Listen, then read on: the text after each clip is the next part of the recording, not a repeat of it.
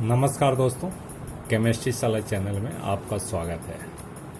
आज का मेरा यह video state of matter and subtopic is Charles law and this is temperature volume relation.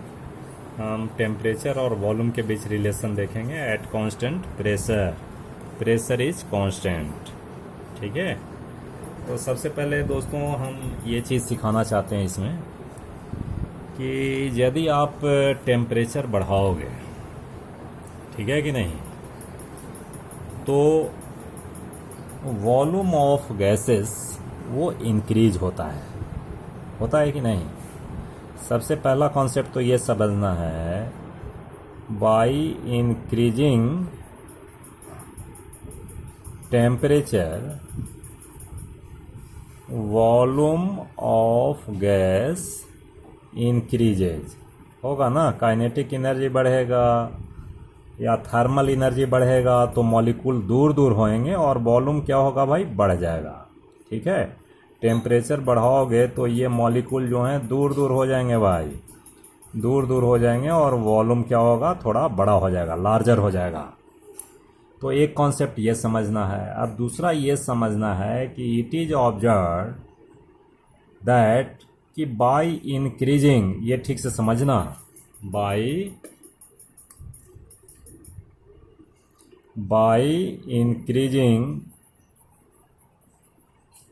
1 degree Celsius of temperature the volume of gas increases 1/273.15 लिख लो of original volume. और अगर decrease करेंगे तो इतना डिक्रीज भी होगा। And if 1 degree Celsius is decreased, then volume also decreased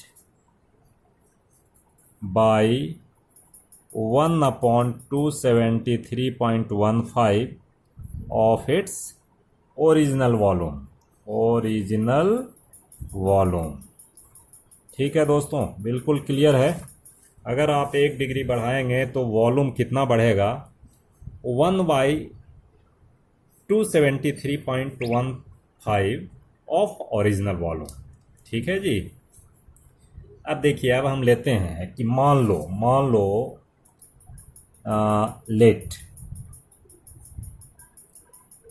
eight 0 degree Celsius the volume of gas is V0 है, ठीक है। तो थोड़ा हम पेज पलटते हैं चूँकि इसमें थोड़ा समझाना है। अब देखिए V0 हो गया। अब इसको ठीक से लिखते हैं, देखो कि V0 डिग्री सेल्सियस मैं यहाँ लिख देता हूँ, दिस इज V0, ठीक है। अब इसमें टेम्परेचर हम 1 डिग्री सेल्सियस बढ़ाते हैं जी। अब ये 0 से कितना हो गया, 1 डिग्री सेल्सियस। तो 1 डिग्री सेल्सियस होगा तो वॉल्यूम क्या होएगा, V0 तो होगा ही, plus 1/273.15 into V0, original volume का 1/273.15, यही होगा वॉल्यूम। अगर 2 डिग्री सेल्सियस होगा तो क्या होगा भाई, तो V0 दिस इज 2 इंटू, यानी 2/273.15 इंटू V0, इतना होगा। वैसे ही V3 V4। अगर हम VT की बात करें, T डिग्री सेल्सियस एक जनरल फॉर्म लिखते हैं, तो volume V0 plus T degree Celsius upon 273.15 into V naught. ऐसा होगा बच्चों।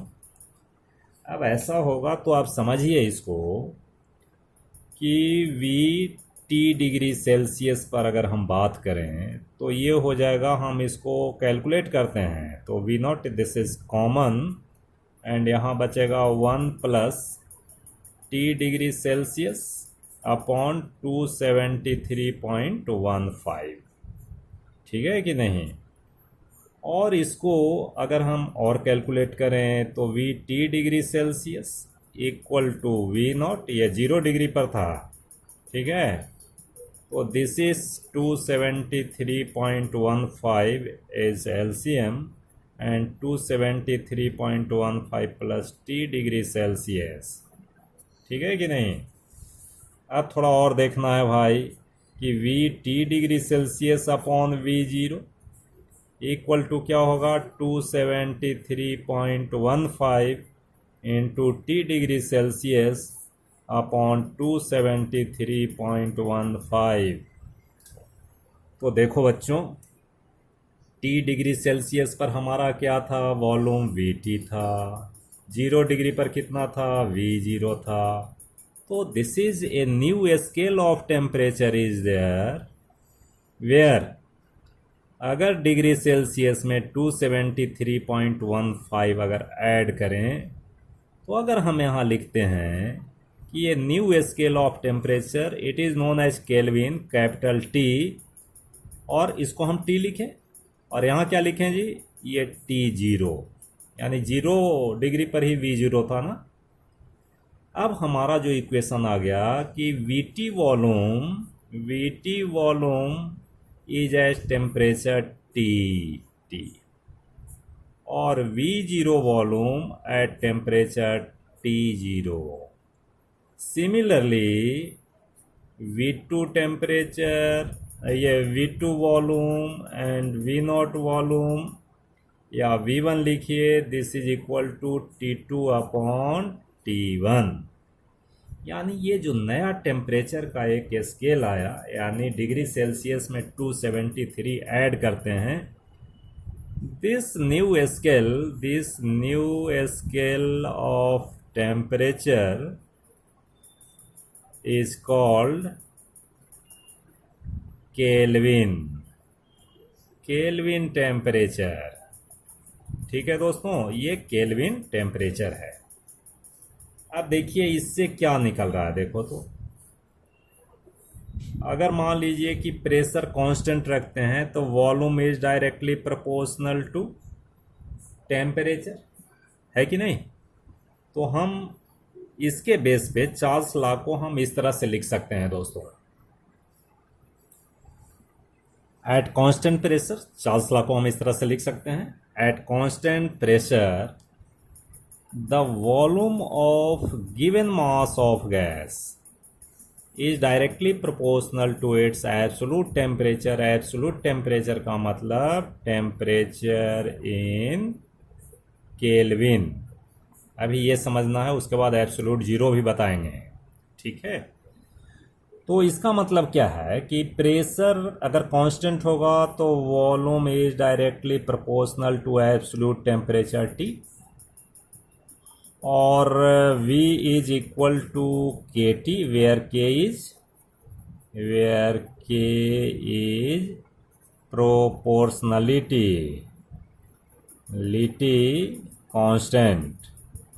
कांस्टेंट होगा। ठीक है, और इसको हम लिख सकते हैं VYT equal to K। VYT equal to K means ये कांस्टेंट है। अगर देखो सिचुएशन हमारा दो है कि अगर मान लीजिए कि V1 टेम्परेचर पर V1 वॉल्यूम यदि T1 टेम्परेचर पर है और V2 volume at temperature T2, then हम क्या लिख सकते हैं दोस्तों, हम लिख सकते हैं कि V1/T1 equal to K and V2/T2 equal to K। तो देखो तो ये equation number 1 and this is equation number 2। From equation number 1 and 2 क्या होगा, दोनों में के आ रहा है। सो हम लिख सकते हैं फ्रॉम 1 and 2, फ्रॉम 1 and 2 क्या लिख सकते हैं भाई, V1/T1 इक्वल टू V2/T2। ये लिख सकते हैं कि नहीं, ऐसा लिख सकते हैं। तो देखो चार्ल्स लॉ में ये आपका इक्वेशन आ गया। ठीक है दोस्तों, अब आते हैं, अगर मान लो क्वेश्चन इसमें कोई एक अननोन क्वांटिटी हो तो यू कैन कैलकुलेट। अब कम ऑन ग्राफ, इसका ग्राफ कैसा होगा। तो ग्राफ तो बिल्कुल ही आसान होगा। ग्राफ कैसा होगा, अगर हम प्रेशर और प्रेशर कांस्टेंट है, वॉल्यूम एंड टेम्परेचर के बीच अगर ग्राफ प्लॉट करें तो ये स्ट्रेट लाइन आएगा, स्ट्रेट लाइन आएगा at different pressure, P1 pressure, P2 pressure, ऐसा ऐसा, ठीक है, ऐसा आएगा। P3 प्रेशर डायरेक्टली प्रोपोर्शनल है। ठीक है दोस्तों, तो ये सारे ग्राफ को हम बोलते हैं आइसोबार। ये जो ग्राफ हैं, चूंकि आइसोबार का मतलब सेम, आइसोबार का मतलब होता है सेम प्रेशर, बार मीन्स प्रेशर। ठीक है बच्चों, इतनी बात समझ आया। अब इसके बाद समझते हैं एब्सोल्यूट जीरो। ये बहुत ही इंपॉर्टेंट है, एब्सोल्यूट जीरो। देखिए एब्सोल्यूट जीरो, ठीक है कि नहीं। तो एब्सोल्यूट जीरो अब हम लिखते हैं, एक मैं जो अभी लिखा था कि Vt is equal to V0 and here 273 plus T degree Celsius upon 273, ऐसा लिखा था कि नहीं, लिखा था ना। ये फाइनल आपका इक्वेशन था। अब ये कैसे बना था ये भी मैं थोड़ा लिख देता हूँ कि Vt is equal to V0, और इधर मैं लिखा था कि दिस इज, ऐसा कर लो, हाँ, V0 प्लस 1/273 या T डिग्री सेल्सियस कर लो इंटू V0। इसी से आया था ये एक्सप्रेशन। अब हमारा ये कहना है कि अगर मान लो हमको वॉल्यूम जीरो करना है, ठीक है कि नहीं, तो वॉल्यूम जीरो करने के लिए हम -273 पर क्या होगा, -273.15 भी लिख दो भाई, 0.15 नहीं तो फिर बताओगे क्यों नहीं लिखे। अगर -273.15 डिग्री सेल्सियस टेम्परेचर लेते हैं तो क्या हो जाएगा, V0 प्लस ये हो जाएगा -273.15 डिग्री, और इधर होगा 273.15 इंटू V0। अब इस केस में देखो तो V0 और ये प्लस ये कैंसिल हो जाएगा एंड V0 माइनस V0 कितने पर होगा भाई, 273.15 डिग्री सेल्सियस पे ये कितना हो जाएगा भाई, दिस इज जीरो हो जाएगा, यानी volume is zero, volume is zero. कितने टेम्परेचर पर, -273 पर।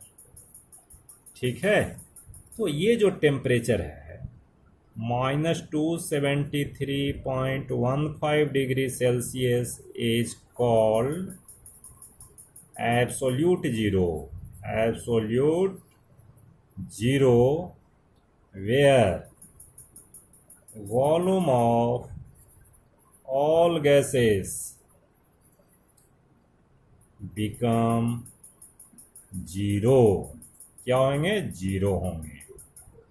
अगर इसको हम ग्राफ से समझते हैं दोस्तों, तो ग्राफ से भी समझ सकते हो, बहुत ही आसानी से समझ सकते हो। ये है आपका volume and this is temperature ले लीजिए, ये temperature and this is volume. तो देखो अगर यहाँ क्या है, यहाँ मान लीजिए कि 0 डिग्री है या जो भी डिग्री है, इधर बढ़ रहा है। अगर हम कोई गैस का ऐसा कर्व लें तो इस तरह से आएगा। And suppose this temperature is your -273.15 degree. तो देखिए, अगर हम टेम्परेचर कम करेंगे तो वॉल्यूम क्या होगा, घटता जाएगा, डायरेक्टली प्रोपोर्शनल है। And at 273 it's equal to 0, volume is 0। अगर मान लो और कोई हम गैस का अगर ड्रा करेंगे तो ग्राफ ऐसा आएगा बच्चों, और इसको अगर एक्सटेंड करोगे 273.15 then volume is equal to 0। So this is hypothetical temperature. ऐसा होता नहीं है, इतना टेम्परेचर को कम करना है और वॉल्यूम 0 होगा। But -273.15 degree Celsius is called absolute 0, और यहाँ हर एक गैस का वॉल्यूम क्या होगा, 0 होगा। ठीक है दोस्तों, अब इससे रिलेटेड भी क्वेश्चन आते हैं। एक क्वेश्चन मैं देख रहा हूँ, ये क्वेश्चन मैंने लिया है दोस्तों। On a ship sailing, ship जो है सेल किया जा रहा है Pacific Ocean, where temperature is 23.4 degree Celsius. Pressure constant है भाई, एटमॉस्फेरिक प्रेशर। ये balloon is filled with 2 litre air, एक बैलून को 2 लीटर एयर से फिल किया गया है। What will be the volume, volume क्या होएगा, the when the ship reaches to Indian Ocean and where temperature is 26.1 degree Celsius. तो देखो, दो टेम्परेचर है और वॉल्यूम हमें बताना है। तो प्रेशर इज कांस्टेंट, तो इसमें चार्ल्स लॉ लगेगा भाई।